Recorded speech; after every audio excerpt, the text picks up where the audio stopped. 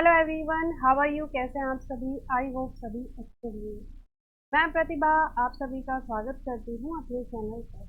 अभी तक हमने ये समझा कि इतिहास केवल तिथियां नहीं हैं, ये सिर्फ अवधियां नहीं हैं। ये क्या है? ये हमारा अतीत है। आज हम इसी टॉपिक को आगे बढ़ाते हुए आज हम बात करेंगे कि हम अवधियां कैसे तय करते हैं, इतिहास को किन कालखंडों में बांटा जा सकता है और विचारकों के इस पक्ष में क्या-क्या मत हैं। आपको बता दें कि 1817 में स्कॉटलैंड के अर्थशास्त्री और राजनीतिक दार्शनिक जेम्स मिल ने 3 विशाल खंडों में a history of British India यानी ब्रिटिश भारत का इतिहास नामक एक किताब लिखी। इस किताब में उन्होंने भारत के इतिहास को हिंदू, मुस्लिम और ब्रिटिश इन 3 कालखंडों में बांटा था। कालखंडों के इस निर्धारण को ज्यादातर लोगों ने मान भी लिया। क्या आपको भारतीय इतिहास को समझने के इस तरीके में कोई समस्या दिखाई देती है? इतिहास को हम अलग-अलग कालखंडों में बांटने की कोशिश क्यों करते हैं? इसकी भी एक वजह है।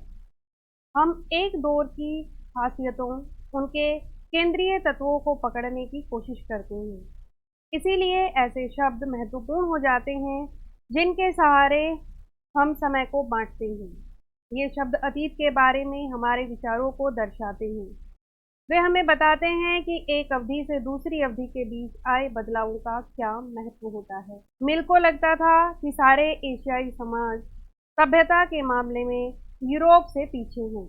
इतिहास की उनकी समझदारी ये थी कि भारत में अंग्रेजों के आने से पहले यहाँ हिंदू और मुसलमान तानाशाहों का ही राज चलता था, जहाँ चारों ओर केवल धार्मिक बैर, जातिगत बंधनों और अंधविश्वासों का ही बोलबाला था। मिल की राय में ब्रिटिश शासन भारत को सभ्यता की राह पर ले जा सकता था।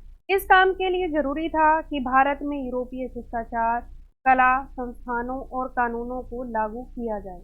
मिल ने तो यहाँ तक सुझाव दिया था कि अंग्रेजों को भारत के सारे भूभाग पर कब्जा कर लेना चाहिए ताकि भारतीय जनता को ज्ञान और सुखी जीवन प्रदान किया जा सके। उनका मानना था कि अंग्रेजों की मदद के बिना हिंदुस्तान प्रगति नहीं कर सकता। क्या आप लोगों को भी ऐसा लगता है? इतिहास की इस धारणा में अंग्रेजी शासन प्रगति और सभ्यता का प्रतीक था।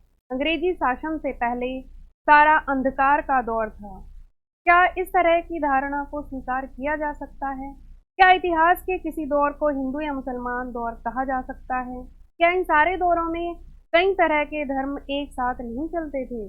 किसी युग को केवल उस समय के शासकों के धर्म के हिसाब से तय करने की जरूरत क्या है?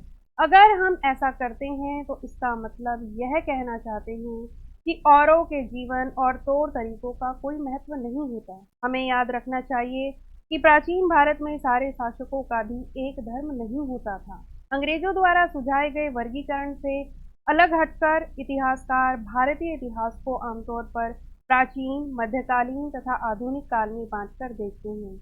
इस विभाजन की भी अपनी समस्याएं हैं। इतिहास को इन खंडों में बांटने की यह समझ भी पश्चिम से आई है। पश्चिम में आधुनिक काल को विज्ञान, तर्क, लोकतंत्र, मुक्ति और समानता जैसी आधुनिकता की ताकतों के विकास का युग माना जाता है। उनके लिए मध्यकालीन समाज वे समाज थे जहां आधुनिक समाज की ये विशेषताएं नहीं थी। क्या हम अपने अध्ययन के लिए आधुनिक काल की इस अवधारणा को बिना सोचे विचारे ऐसे ही अपना सकते हैं? जैसा कि हम अपनी आने वाली वीडियोस में देखेंगे कि अंग्रेजों के शासन में लोगों के पास समानता, स्वतंत्रता या मुक्ति नहीं थी, न ही यह आर्थिक विकास और प्रगति का दौर था। फिर हम इसे आधुनिक काल कैसे कह सकते हैं? इसीलिए बहुत सारे इतिहासकार इस युग को औपनिवेशिक युग कहते हैं।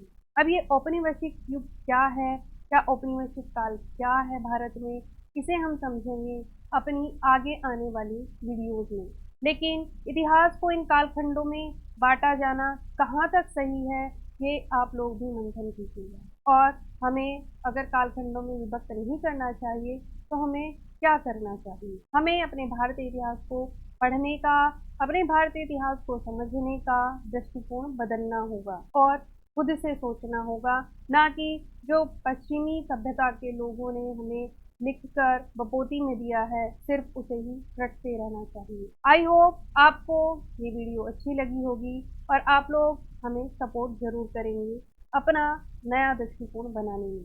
वीडियो पसंद आई हो तो आप वीडियो को लाइक करें, ज़्यादा से ज़्यादा शेयर करें और चैनल को अभी तक सब्सक्राइब नहीं किया है तो please subscribe. Thank you so much.